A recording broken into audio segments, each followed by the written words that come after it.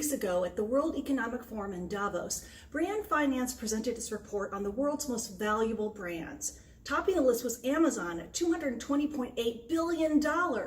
Apple and Google came in second and third, respectively.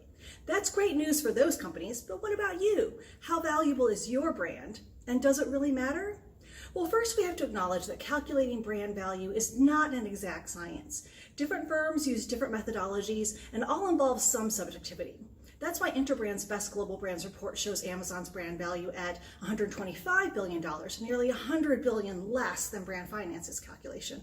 And WPP Brand Z reports Amazon's brand value at $315 billion.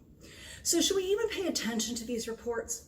I say yes, because they do demonstrate that the brands represent quantifiable financial value to companies. All methodologies indicate that a brand contributes to a company's overall valuation above and beyond its other assets.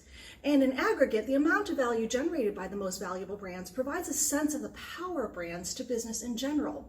Given that the growth and value of top brands consistently outpaces the global GDP rate, the S&P, and other indices, these reports make it clear that valuable brands deliver superior returns over time and regardless of market disruptions. So brand valuation helps make the business case for brand building.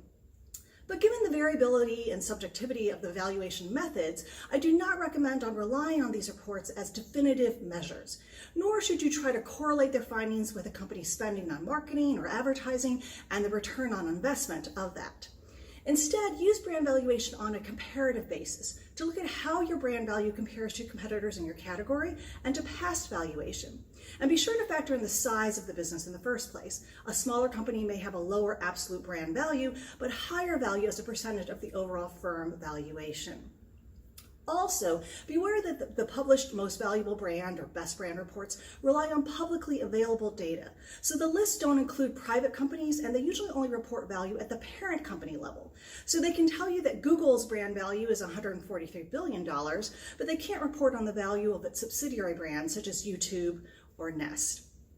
If you're interested in understanding the precise value of your brand, you can engage one of the firms that puts out a top brands list to conduct an analysis for your company. It will produce a more accurate and robust evaluation because it will use your detailed financial data and can correlate it with changes in your marketing, R&D, sales, and other expenditures. Then you can use your brand valuation to enhance your financial reporting and help with fundraising, to help with business transactions such as buying, selling, licensing, and more, and to inform strategic decisions, including competitive positioning, brand additions and extensions, and resource allocation. You can also measure and track the value of your brand with other methods. One is the price premium method, which uses primary research to determine how much more customers are willing to pay for your branded product or service than an unbranded or competitive offering.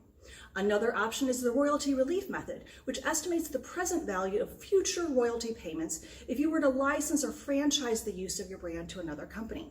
In fact, the best way to value your brand is to use a combination of methods. Compare your brand value to others in its category and track it over time.